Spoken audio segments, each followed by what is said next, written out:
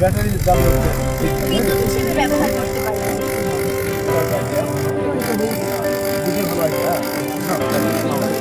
আমাদের ঐক্যভাবে সরকার, তো আমরা চাই তাদেরকে নিয়ে যদি আমরা না এগোতে পারি তাহলে আমাদের কাঙ্ক্ষিত উন্নয়নের সোনার বাংলা। হ্যাঁ, প্রতি মাসে আমার 5 থেকে 6,000 টাকা। আর এটা সেন্সরগুলো বাংলাদেশে আছে এবং সেই খরচ অনুযায়ী আর কি এটা সেট করা হয়। 5 থেকে 6,000 টাকা কিন্তু নিয়ে আমাদের দেশে। আচ্ছা, এরকম লেখা আছে যে অনেক ঘটনাই থাকে।